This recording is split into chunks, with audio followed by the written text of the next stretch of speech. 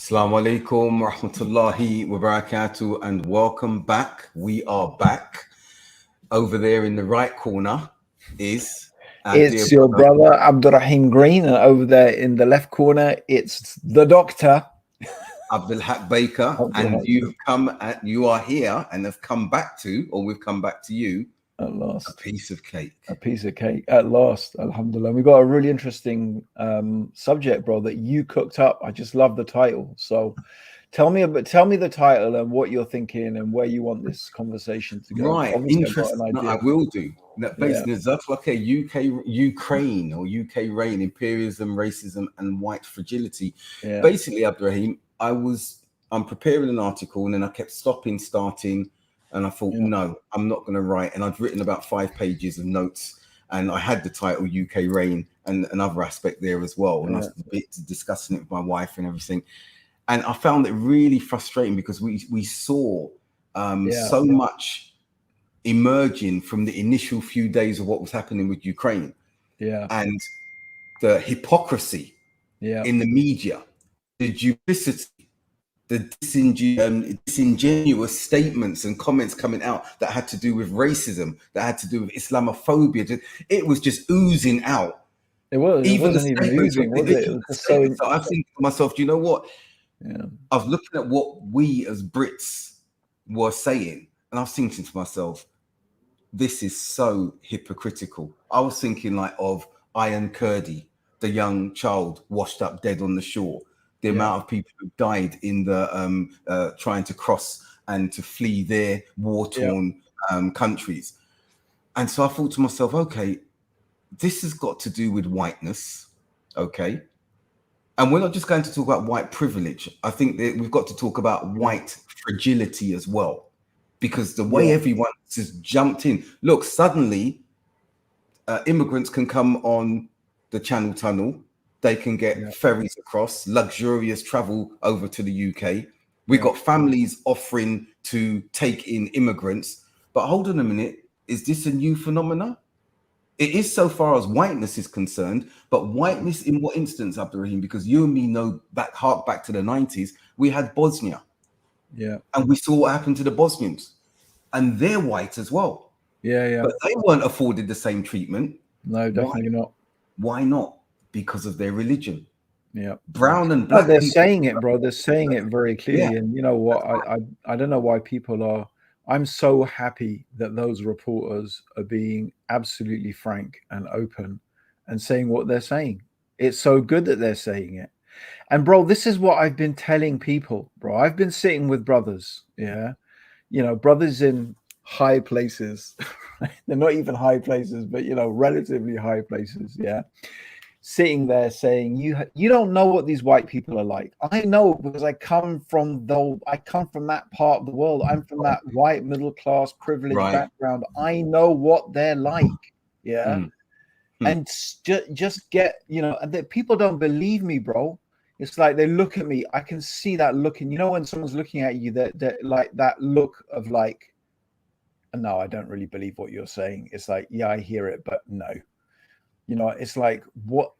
And now it's just sort of, it's coming out, bro. It's like, this just not even, and I'm glad they're not pretending to hide it. I'm so glad, because it's just what I've been saying for a long, long time. Like since day one, I've been saying this stuff, right? And Abdurraheem, what's good, and I'm Jazakallah khair, because I'm speaking to someone who has white privilege, comes from the middle class, and the difference is now is that as a Muslim, as someone before you was Muslim, being transparent, being honest, being truthful, we don't need to get on the defensive about our ethnicity, because it's beyond ethnicity that we're speaking about now. And so, again, coming back to the title, everything's in there. And before we forget, because we don't want to ignore our wonderful, patient audience who've been waiting for us to come back. Wa alaikum salam, rahmatullahi wa barakatuh. Esma, Ashley, all of you, Octavia, all of you whose names have been coming up on the screen. Thank you. And apologies for being off air for a while on the radio silence. It's mostly my fault. No, but alhamdulillah, you've been busy. There's been things happening, and we're back. And I think we're Well, I back. actually got invited to some. I got invited to some lectures in a real lecture hall. You know, like in a masjid, MashaAllah. in front of real people, and like for the first time for 2 years. Well, not the first time to be honest, but pretty much, yeah. So now everything's opening up. People are asking me, and to be honest, I'm turning down a lot of stuff because it's just like, no, I'm not doing that stuff anymore. Like the whole university scene, it's like, no, dude, that's like, I'm not just traveling 400-500 miles to talk to 30 people. I'm just not doing that anymore. You know, it's like I'm too old for that, bro. But, yeah, but you know, so it was that, brothers and sisters. So I apologize. You know, obviously we you know, a piece of cake is on Saturday. And obviously, communities generally going to want their talks on Saturday evening, isn't it? So, that's right. You know, it's going to, who knows? It might happen a bit more. It might not. We'll see. Anyway, that's why. So it's mostly my fault. So I apologize, brothers and sisters. We've missed you. I've missed these. I've missed Abdul Haqq. I've missed you, our lovely audience, and amazing interactions and all the great comments that you give. That, subhanallah, sparks so many interesting conversations. Sometimes your comments are more profound than what we come up with, isn't it, Abdul Haqq, bro? Yeah, no, definitely. Abu Bakr saying about Ukraine, we've deliberately spelt it, brother Abu Bakr, UKreign, Ukraine. There's a deliberate misspelling, and well, not actually a misspelling, but we wanted play to on the word, isn't it? a play on the words, because I think that we're looking at statements from the UK. We listened to Prince William and him making these outrageous statements, which everyone picked up on about, this doesn't, we expect it in other countries, Africa, the Middle East, but we don't expect it in Europe. But hold on a minute, World War One, Abdurraheem, I'm going to ask you, you know this, World War Two, the wars in the Gulf Wars. Let's go to South America. Let's go to the Industrial Revolution. Let's go to the what happened succeeding that. Let's go to America, and let's just be really frank. And this is what I'm talking about: white fragility, Abdurraheem. White ethnicities have been responsible for more wars on this earth in recent history and distant history than black and brown people put together. More death, more destruction, more wars, more than you can imagine, right? I mean, like you said, just take the First and Second World War. Someone was saying, like, for God's sake, in Europe they had 100 years war, a war that went on for 100 years. It was called the 100 Years War. That's right. 10 years war. The reign of terror. I was just listening to about the reign of terror with the French Revolution, right? And what happened there, that the people just being executed. What was it, 300,000 people imprisoned, 50,000 people executed, and that's not when the population was like what it is now. That's white people doing that to white people, right? I mean, we have people still alive who fought in the Great Wars. So people, I mean, it's just delusional for white people to talk about, oh, we don't expect this. But at the same time, this is human beings. We have a very, very short memory, right? We really, really do. We our memory is incredibly short, and our thinking tends to be incredibly short term. And yeah, that's it. I mean, at the end of the day, white. It's the funny thing is, it's when I say funny, like the peculiar thing is, it's just as the United Kingdom is pulling itself out of the European Convention of Human Rights, which the United Kingdom initiated itself. Why did it do that? To make sure that what happened in Nazi Germany never happens again. Right. If you want a wake-up call, right, as to why you should not abandon things like the Charter of Human Rights, there is that right there in Ukraine. I haven't heard anyone talking about that. They're still talking about stripping away our rights, right? They're still doing it. They're still going full steam ahead, right? This Elizabeth Truss is coming out with some, God know what stuff I just read today about some stuff she's going on about. Well, let's see if they stand up for this and say, oh, we're wrong. We need to actually strengthen the Human Rights Charter to make sure that people's human rights are not violated. But they don't. You're absolutely right, Abdurraheem. But then we look at this aspect with Liz Truss advocating for foreign fighters to go over and fight. And then we see what happened with the Muslims. So there's that. And before going, Sister Lala Rook and Apex Predator, yes, Jazakallah khair, we've missed you as well. And it's good to be back. Brother Bilal, wa alaikum salam, rahmatullahi wa barakatuh. So my thing is that, you know, when sometimes you have to point out the subtle hypocrisy. But as you said, in a way, this is good for everyone to see the blatant hypocrisy, the blatant racism. And as I said, Abdurraheem, what do we mean by white fragility? Okay, you're seeing that in the way societies are falling over themselves openly to help the Ukrainians. And I'm not saying there's anything wrong with that. And I don't want to diminish what's happening to the Ukrainians, because it is bad, it is wrong. There's a problem there. But Abdurraheem, let's check one thing. Let's look at some historical aspects. When NATO started developing, the USSR at the time then decided they would have the Warsaw Pact that would counter NATO. So the neighboring nations that came under the Soviet Union were a mirror of NATO, but a smaller mirror. An agreement was formed to dismantle the Warsaw Pact, and on the premise that NATO would not spread its hegemonic strategy any further into that region. Now, if you go back and look into it, and I'm not defending Putin at all, but we cannot do what the propaganda wars are out there now. Russia they're doing their fake news. China is assisting them, from what we're seeing. The West is doing it just every day. When I switch on the news, every channel, oh, poor Ukrainians, this. But let's be realistic now. NATO has continued to expand towards Russian borders and is starting to surround, or wanting to surround Russia. There's been kickback from Putin for years about that. You must stop. Now, again, let me be clear. That does not justify what he's doing now. No, I mean, but as you pointed out, the West would never tolerate the same thing on their borders. Exactly. Right? If Russia started, arming, say, Mexico, right? And we already know that they did that in the Cuban Missile Crisis.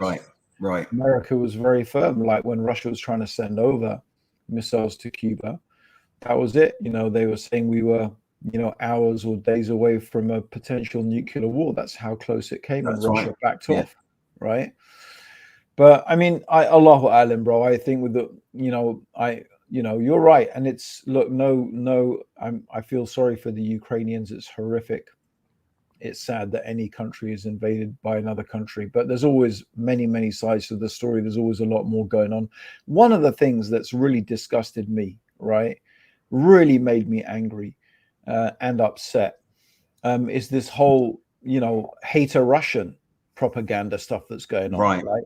We're not going to call them chicken Kievs anymore. And Russian shops having to stop calling themselves, Russian supermarket, right? And even a tennis player saying you will not be allowed to play tennis unless you denounce Putin. I mean, this type of stuff, bro. Like, anyway, you know what? As I say, what comes around goes around. Right. And, it's just karma, bro. Like, how many of these white people have treated Muslims exactly that way, because either a bombing here or a bombing there or whatever happened, and some of it was not even Muslims anyway, like in Russia, for example. We know the apartment bombings were actually a Russian secret prelude service. to Chechnya, to go into it's Chechnya. Well known. It's like not even hidden that it was done by flipping Putin, right? Blew up his own people. Exactly. But you know what? They all turned on Muslims. They all blamed all the Muslims, right, for something. Well, now it's your turn. Right. And it'll come around to everybody bit by bit by bit. Everyone will taste a bit of it, because that's just the law. That's Allah's law, right? That's just, and if you don't get it in this life, you'll get it even worse in the next, And the position of the Ukrainian president and Ukraine with regards to Palestine, if you remember, we don't have to go back too far. And his comments on, they've got to stop bombing and harming the Israelis, the poor Israelis. This is unfair. This is unjust. And so the reign of terror that Palestinians have faced, Israelis have had to face that from Hamas to a lesser degree, and but the response has been disproportionate as always. Stones and missiles don't equate. But now they're facing a similar scenario across the Well, border someone from I Russia. actually read somewhere where someone, in a Twitter feed or something, like the Ukrainian president was saying something about Israel and this, like what you said, and someone had written, well, you wait till Russia invades you, then you'll know what it's like. And it's happened. And it's happened. So like, I wish everyone will wake up and smell the coffee. When you treat people badly, it's going to come in your face, and Russia's going to get its turn. Everyone's going to get their turn, and the West has been turning on its. My wife often tells me, oh, this and that, and this plot and this plan and these things. I say, yeah, but Allah's the best of planners. Yeah. And as Brother Bilal's highlighting here about using corporations as weapons of economic destruction, I was listening today that 400 American companies have withdrawn from Russia, and the discussion was about what about the other 36 who were sort of sitting on the fence. So the American economist was appealing to the Americans, well, if they've not pulled out of Russia, boycott their goods. So you've got this us and them scenario. But let's be clear. I want to be clear from us, in case anyone mistakens us. A sister's just mentioned about her, I think her father being Russian and mum being English. The Russians went and helped Syria. That's a bit of a debate there, if it was actually helping Syria and they're still in Syria and what was taking place there. But I'm not here advocating for Ukraine or Russia.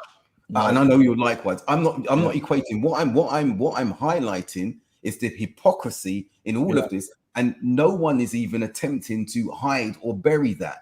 2015, I wrote an article when Russia annexed the Crimea. Okay, and I said, look, what did they do? They did sanctions. Okay, they're doing sanctions again now. Yeah, is it going to achieve anything? They're saying they're trying to avoid World War III. But ideologically, World War III started a few years ago, Abdurraheem, and it's continuing. They're talking about the physical fighting, the physical World War III, where member states are going to come together and support each other and align themselves with each other. We look at China, for example. Why are they keeping quiet? Because they're looking at Taiwan. We know what's happened in Hong Kong. So everyone has to be I think there's something else playing out behind, which I think is really interesting for everyone to have a think about, which most people don't talk about. And the very interesting thing to play out is the economic system behind all of it. So as I'm sure everyone knows, that the American dollar is, the global currency at the moment. Everything is pinned to the American dollar, right? Now, you see, the thing is that gives America a lot of power. And they've just been abusing that power, right? Because now, I mean, really the other thing that's really shocking, but everyone's waking up and smelling the coffee. It's like, well, wait a minute. Anyone who doesn't do what America wants them to do, right?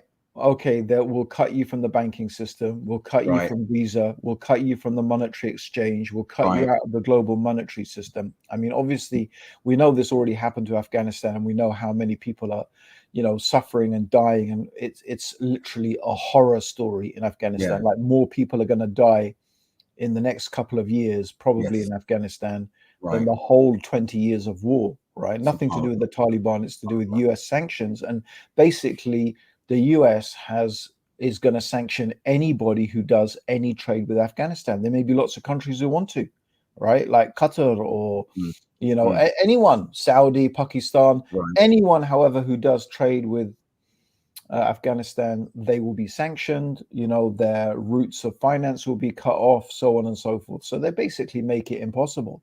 I mean, people don't understand this. The thing is, like, everyone is thinking, wait a minute, this is probably the first time that the USA have done this to a major world power like Russia, right? I mean, people are going to be thinking, wait a minute, if you can do this to Russia, who's next? And people are getting really a bit fed up, right? Yes. I mean, some analysts say, America's still going to get away with it. It's still by far the biggest, economy in the world. China's not caught up with America yet. But the thing is, I always say, never underestimate the people to get, really peed off, and just say, you know what, I'm gonna suffer, but it's better than living under this oppression, right? This tyranny. That's what it is. Yeah. So that's And a this whole is, nother factor that most people don't really think about, right? This but whole, Abdurraheem, it's still the yeah, same imperialism, but just it in a is, yeah, different guise, a different cloak. We're seeing that with NATO on the one hand and America pushing on the other hand. yeah, We see when we look at the UK again, the hypocrisy that's there with the current prime minister, and we've got problems with Russian oligarchs because of the amount of investment they've made in the UK and how they've been cozying up with the conservative government and vice versa. So yeah, all of that's taking place, and it's like, frankly, they've been caught with their pants now, to say it as frankly as I can say. And what's happening now, as you said, there's an underlying current that's actually there. Now, we know that in the impact of these sanctions in months to come, analysts have forecast this, and just basic economics will tell us we are all going to be impacted by what is taking place now. We're all going to be impacted economically by this. So there's an economic yeah. I war mean, I think taking that's what they place. want us to believe, but the reality is that the economy was shot to bits way before that. I'm talking Fuel prices globally, had already gone up yeah, 50% globally, before, right? Inflation has already run away, right? right? Like all of this stuff. I mean, that's a whole nother, discussion as to how, is something else going on here? Is this just, like people that they're quite happy to manufacture wars, conjure them up in order to distract smokes and mirrors. I'm not saying it's not real. I'm sure it really is real, right? But there's some people more than happy to do that to distract people from what is really going on, right? Yes. And all of these energy price hikes, it's a joke. There's oil is actually cheaper than it has been for a long time. There's tons of natural gas. There's so much natural gas. There's ships sailing around the ocean full of natural gas. I remember reading an article not long ago, about how much natural gas there is. There's so much of it, they don't know what to do with it. Why are our fuel prices? Oh, Russia, it's the price of this and that. No, bro, it's just all, there's something else going on, bro. I'm telling you, there's some other agenda behind all of this as well. Right? There is. Yeah. You and I. There's a brother that we know from Leeds, mashallah, I know very, very well, is in the oil sector. And I remember about a year and a half ago, because he goes out to Iraq sometimes, and he was telling me that the focus of the Western companies was just on the crude oil. And he said, if you saw the flames and the amount of gases that were being wasted, why aren't they retained? Said, no, they're not interested in that, even though it's millions, so much millions. of it, bro. Exactly. So this is what these societies have done, and this is the ploy of imperialism as well, is to extract as much wealth and resources from those countries, destroying them in order to, like a parasite, in order to live and to continue. Now, Abdurraheem, we're here. This is a Muslim show, and we're bystanders at the moment regarding this. And I think it's really important, hence the title, as I've mentioned, to realize what we're facing. And for us to say, right, how are we supposed to be as Muslims in all of this? There's so much in this title. Absolutely, okay? I've thrown everything into this title, and we have to look at how we are as Muslims against all of this with regards to Ukraine, with regards to imperialism, racism, for white fragility. And we've got to question ourselves, are we taking a position in this whole thing? And if we are, why are we? Because we know Allah speaks to Surah Rum, where he speaks about the Romans and the Persians, and we know the ayats that, and the Muslims will rejoice regarding the victory of one. Why? Because it's better for the Muslims in that, on that particular occasion. So we need to be very careful that when we're discussing this, not you and I'm talking generally, that we're not falling into that, and I will call it that imperialist, racist narrative.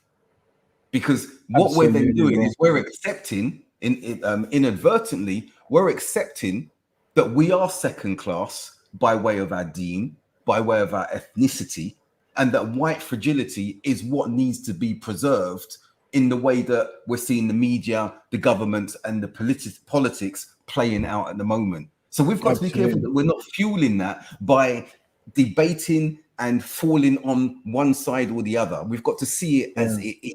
Okay, because we're not second-class citizens, and our deen is certainly not a second-rate faith in that instance. But what we're seeing is that overdrive, that white fragility has come to the fore, and all of the nation states, even when we've had the very measured statement of representatives at the UN Security Council from the African countries, and you've seen others like the Russians, you've seen even Zelensky really navigating and saying, yes, you've got to listen to our African brethren, you've got to listen to our African brethren. Remember, Africa was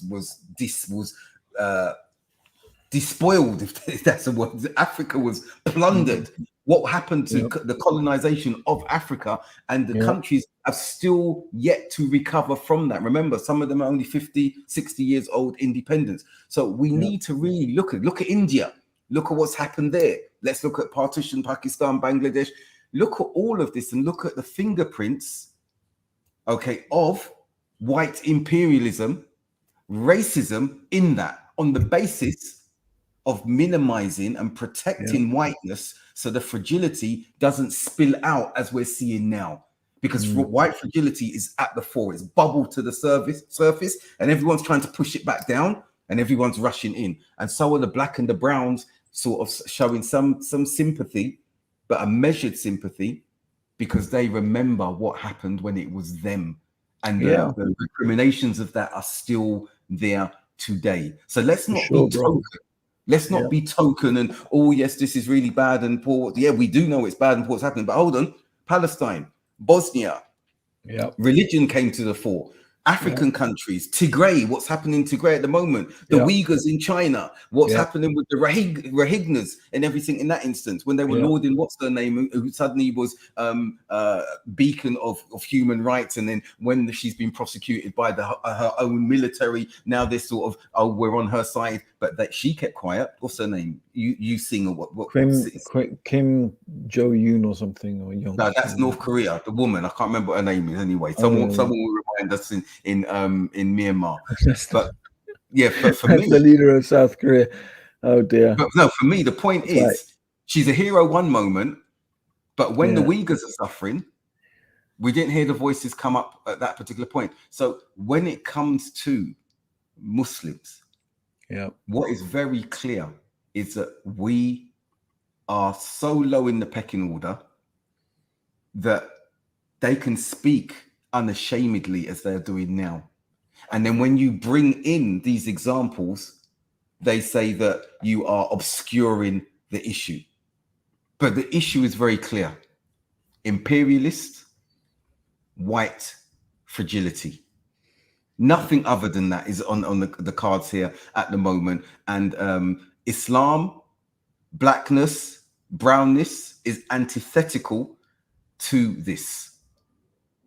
And if we cannot draw a line in the sand and say, right, okay, are we going to continue to have this over dependency, or we're going to continue to wear rose tinted glasses and say, no, it's not really that bad? Yusu Ang, thank you, Majak Laan.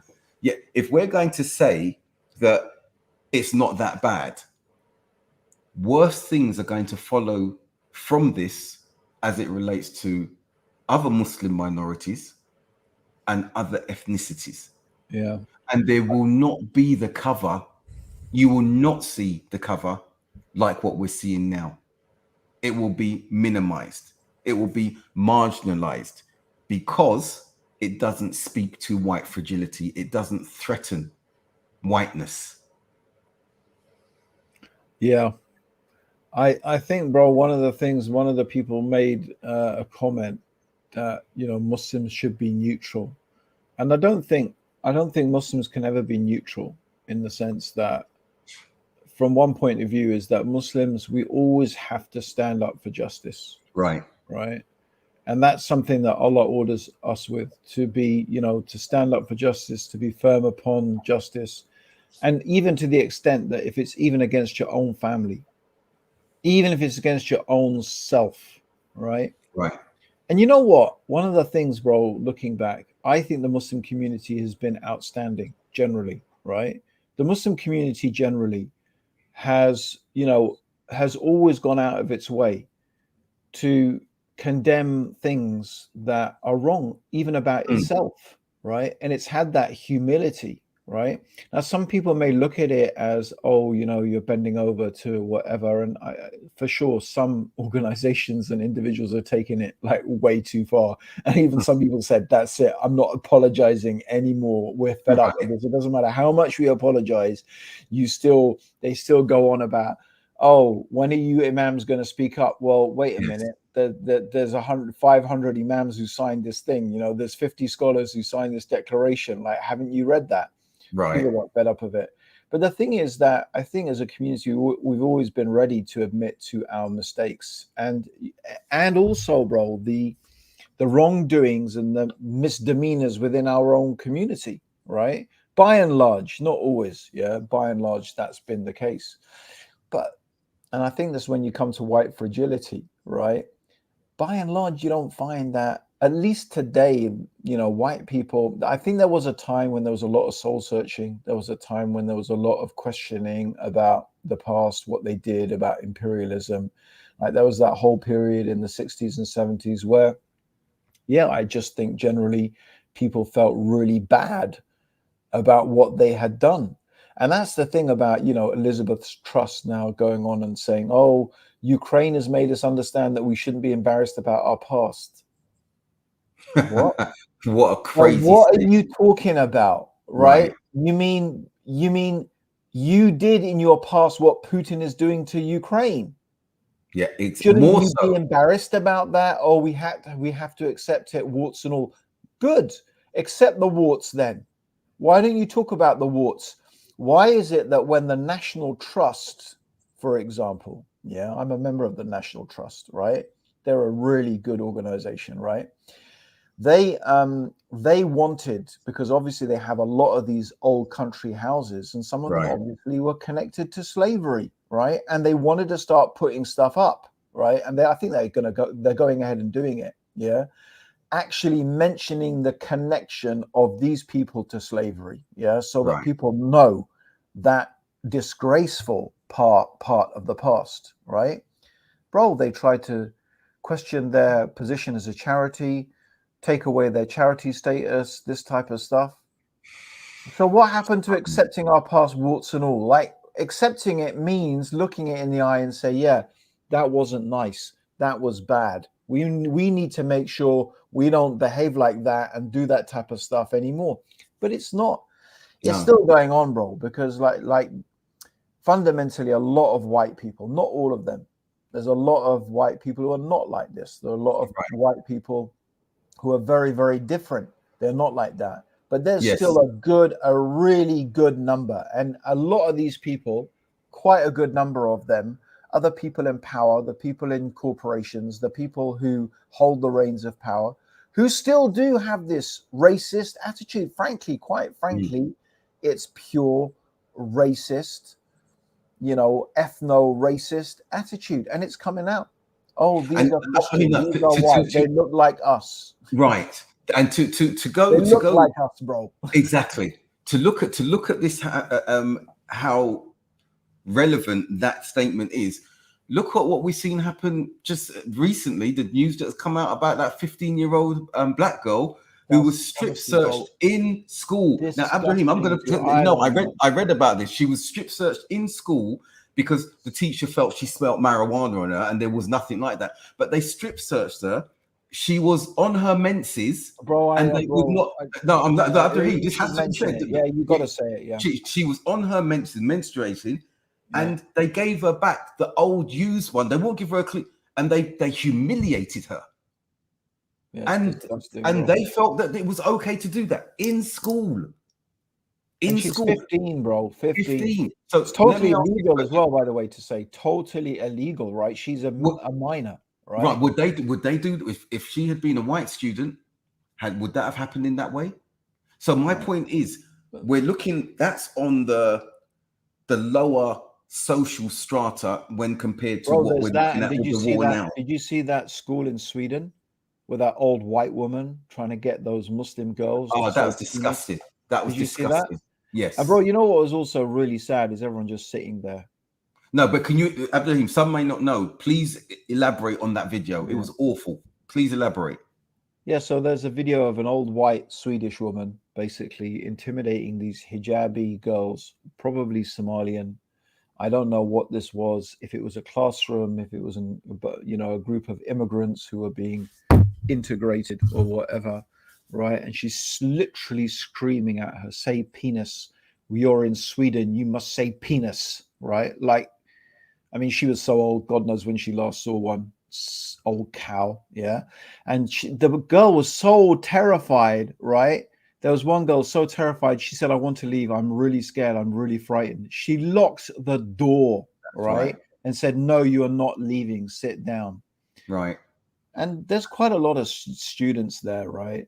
And, I mean, obviously we can make excuses, but the attitude, as you said, I watched the video. The attitude of that woman towards them was bullying, horrific, bro. It was bullying, and all bro, of this is taking everything, place. like the whole thing, this whole presumption, bro. I watched this amazing. I have to send you the link. I watched this really good interview with, I think the leader of the press of the Taliban, and some Irish journalist who went to interview him, and she kept on asking these, like cringy questions, like really cringy questions about, women. And, he was trying to explain that, look, men and women are equal in Islam, but we just don't look at it. Our culture is different. What we consider to be equality is not when you consider it to be equality. When the men are ignoring you, right? They don't do that to be rude. That is actually out of their utmost respect for you, right? That's the way it is, right? She just couldn't get it, bro. Like, she was going on and on and on. And like, obviously, from someone like you and me, right, who we like been on both sides, right? We can sort of understand where she's coming from, but at the same time, it's like she just couldn't get it, bro. It's like you could just see, like, and it was just this whole idea that the way we white people do it is the right way. Yeah. No, what we think is freedom is freedom. What we think is respect is respect. What we think is, and she goes on about dress. He comes out with this classic thing, right? Are you free to walk naked in your country? You can dress what you want. Are you free to walk naked? She said, no, that would be immodest. And she just knew that was just it. Like, what are you, like, who defines modesty? Who defines it? But no, bro, this is normal, bro. Any civilization, any dominant power, they're going to have this type of, not any, but most of them are going to have this type of arrogance and attitude towards others. And, like, you see it with the Greeks, you see it with the Romans, everyone who's not a Greek is a barbarian. The same with the Romans. I'm pretty sure probably the Egyptians were like that as well. I mean, look how they treated Beni Israel. Yeah. Mm-hmm.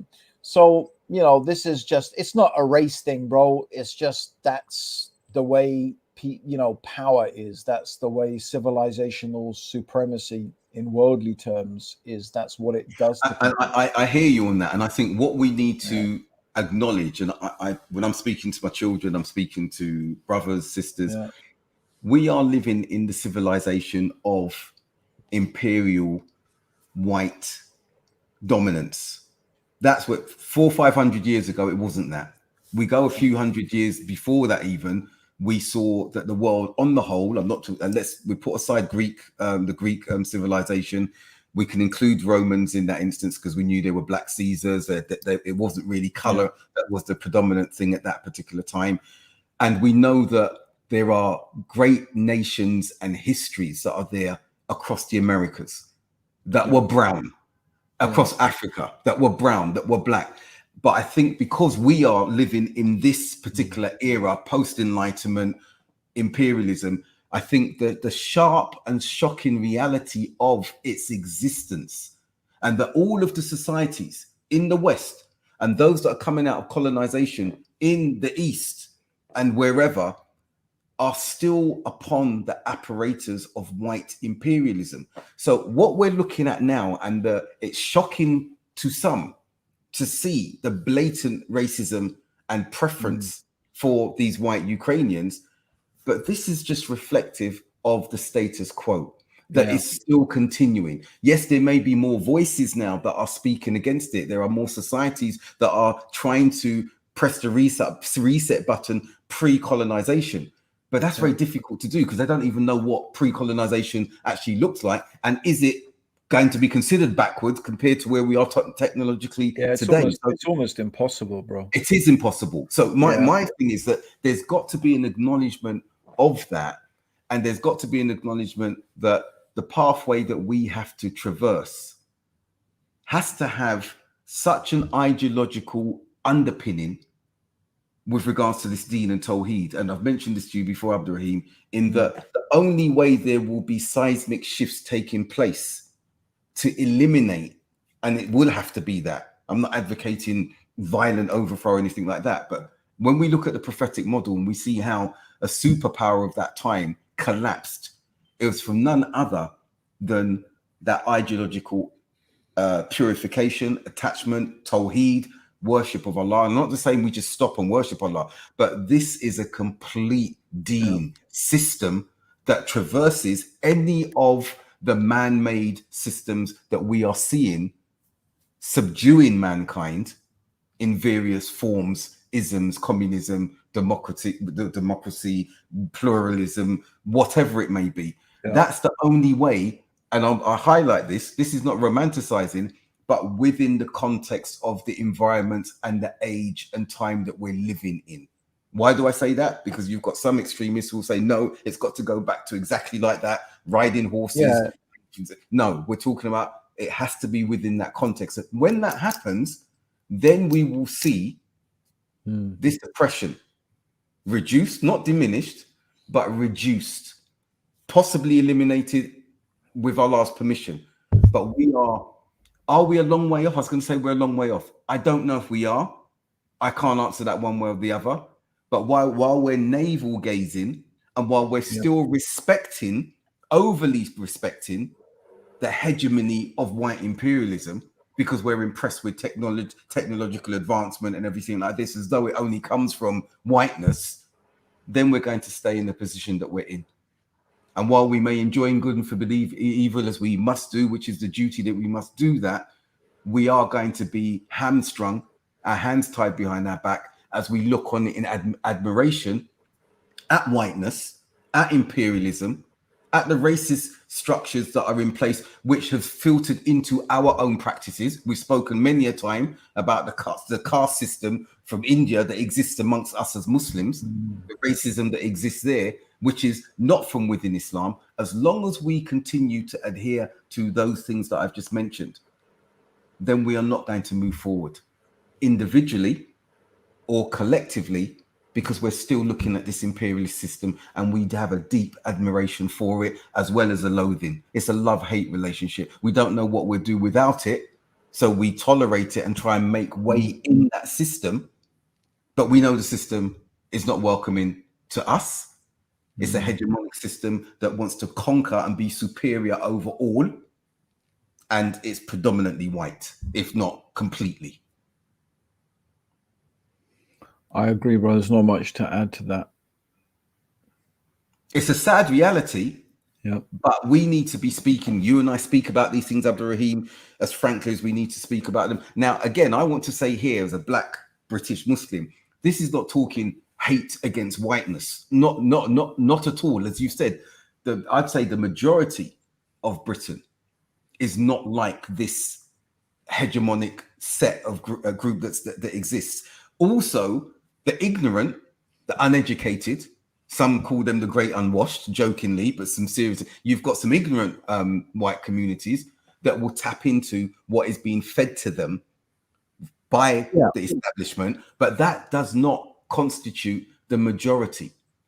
And the majority is about justice, fairness, whether it's the Ukrainians, whether it's Syrians coming in, whether it's Africans coming in from various countries on the continent. They want to help. But also you do have those who say we are concerned about the amount of immigration coming into our society because we don't want the shape of the society to change. And that's a legitimate concern that they actually have.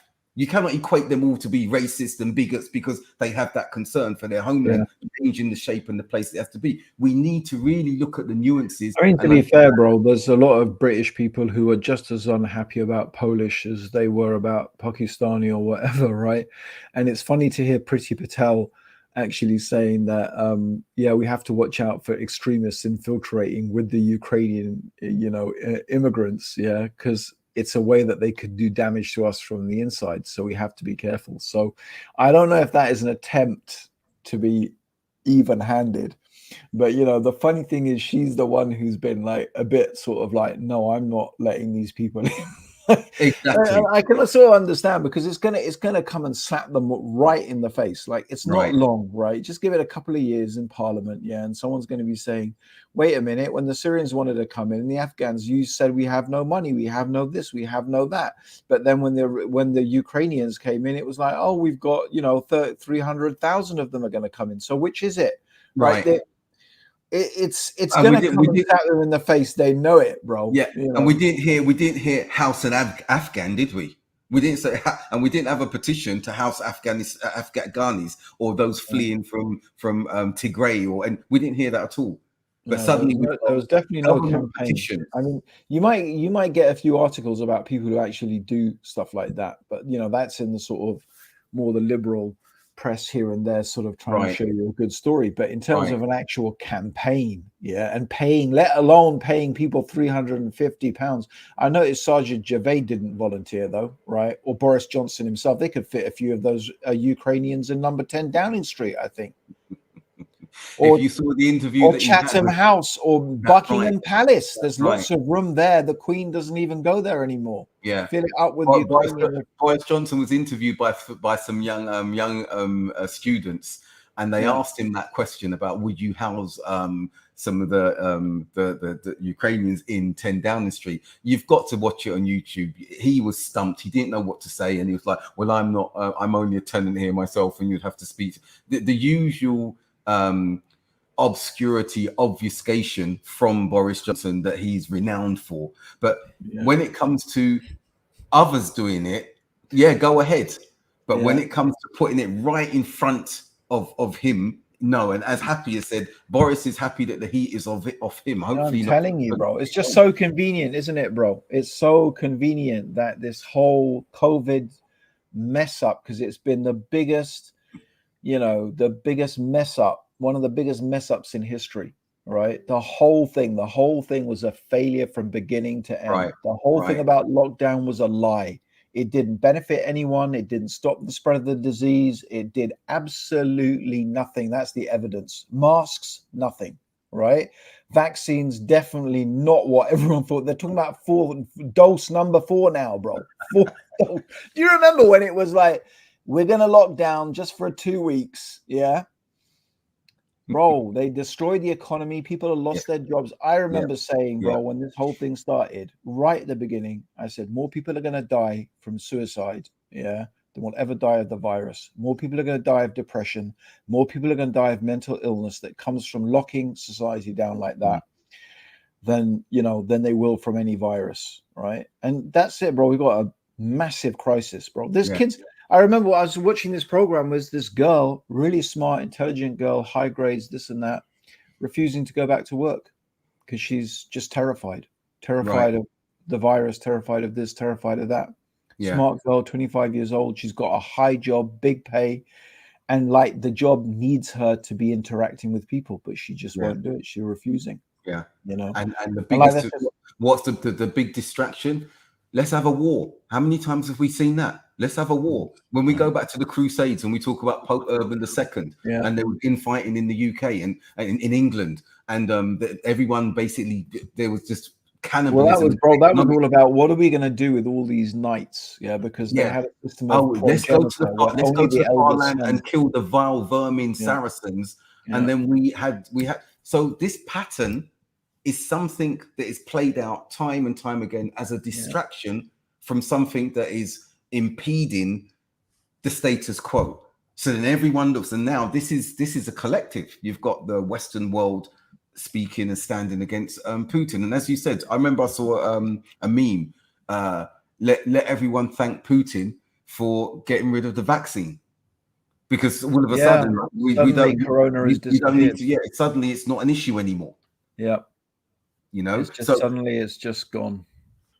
so what I'm saying, Abdurraheem, all of what we're discussing falls under this title. It's a very broad title, but it's also quite specific. And everything that we're looking at now falls under that. You don't hear anything of black fragility or brown fragility. You don't hear anything about racism being meted out. And let's talk about racism now. Let's look at what's happening in Ukraine.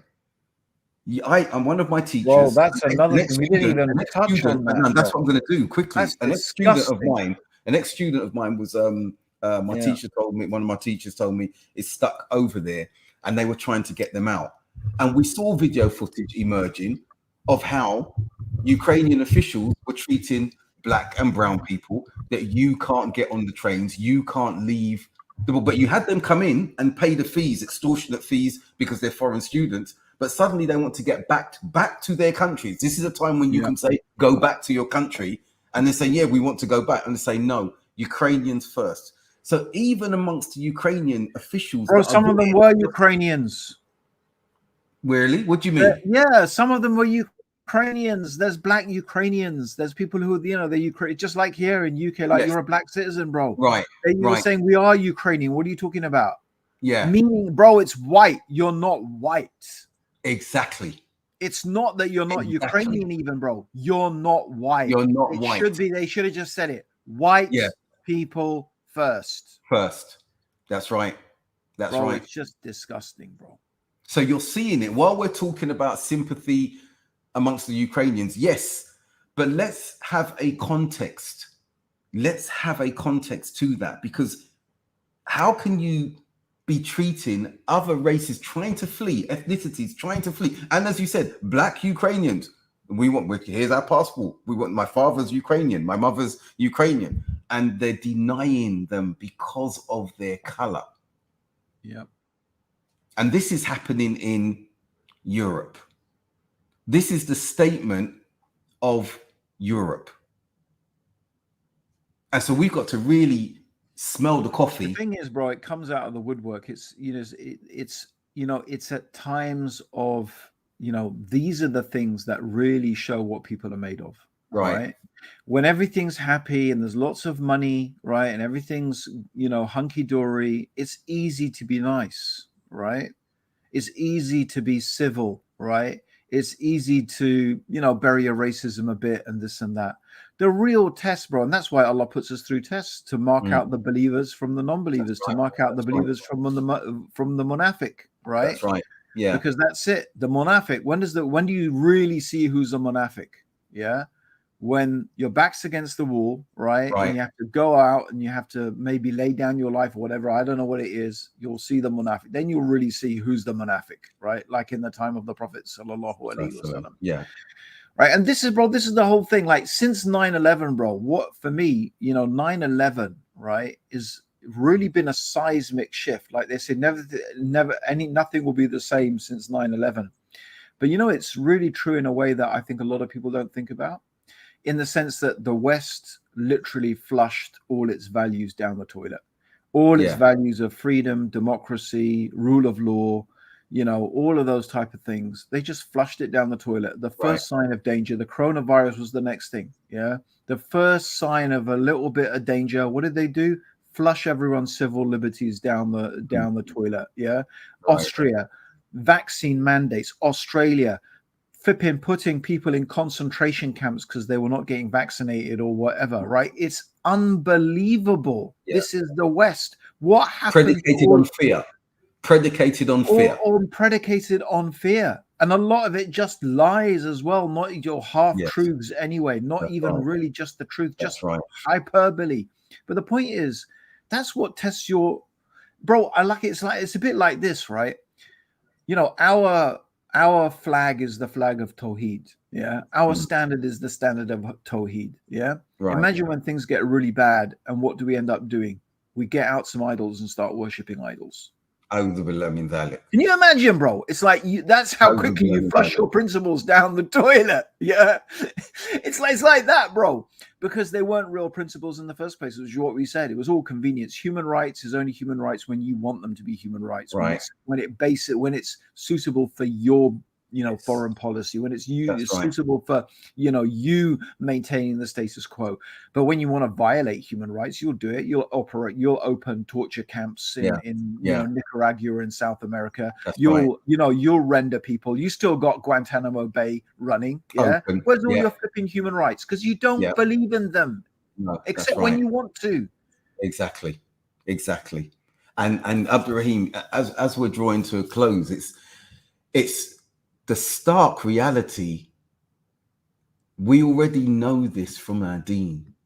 Yeah. Yes, it's Allah says in the Quran, rank hatred has already come out of their mouths, but what their hearts contain is even worse. Yeah, that's what I thought. And I saw that old woman. I think that's when I posted it, and I said, and what is in her heart is even worse. That's the little caption I put when I posted that video on my Instagram.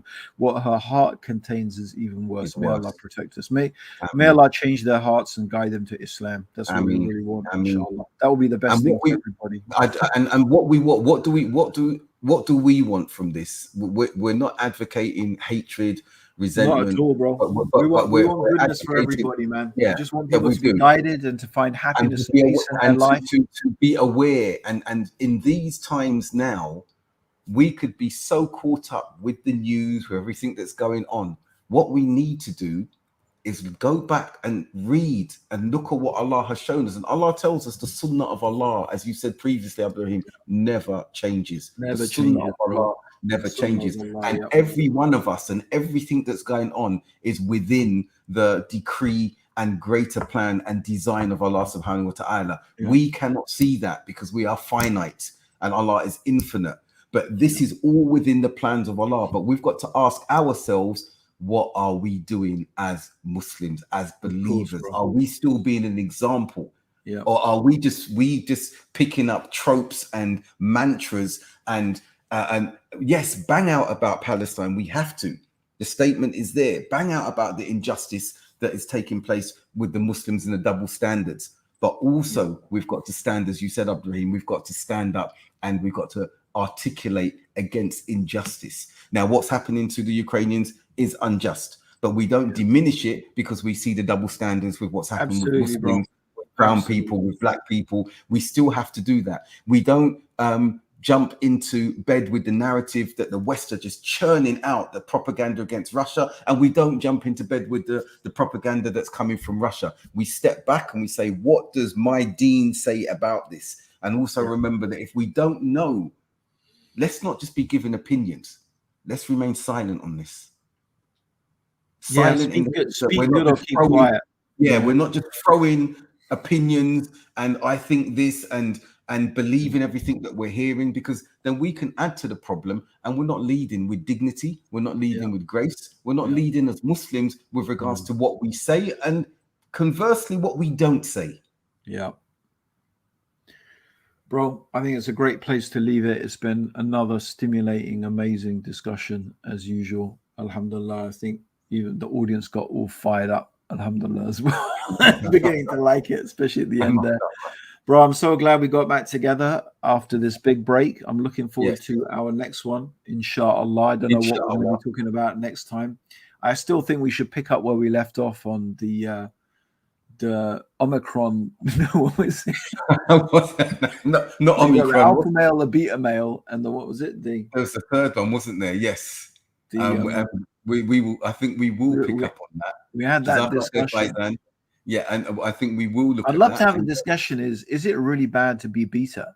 Like what does that mean? No, like, it isn't. It isn't. Not everyone can be an alpha, bro. Like that's it. Right. Too many chiefs, not enough Indians. Yeah, very true. Very true. But I think we will pick back up on that subject, and then we need to look and ask: are there equivalents for females? I believe they are. Yeah, gamma. No, it's not. Was it not gamma, bro? What was it? Oh, what's you know what I can't. You know you've Where's made Hassan when you need him? Maybe our listeners could give us some suggestions about what they would like us to talk about. Wouldn't that be great? You know. So, guys, if you got any subjects that you'd like us to cover, any discussions that you'd like us to have, why don't you let us know? Inshallah, we can open the doors, and me and Abdul Haqq can have a good banter about Sigma. it. Thank you, Shamir. Sigma male. Okay, that's it. Yeah, all right, you're bro. right. It's been a pleasure, bro. Likewise, and I will see you next week. We'll see if our participants send their messages. Next week might be Ramadan, isn't it? Is it? No, that's not next week. It's the week after. Yeah, the week after. Yeah. I'm getting too carried away. No, we need Ramadan to come around, inshallah. Yeah, I'm looking forward to this one, inshallah. So until next week, brother Abdurraheem, and to our audience, our participants, we look forward to seeing you next week. We are back. A piece of cake is back, inshallah. And yes, Naeem, a piece of cake can come along as well. A piece of cake. Jazakallah khair. Assalamu alaikum wa rahmatullah. Wa alaikum assalam wa rahmatullahi wa barakatuh.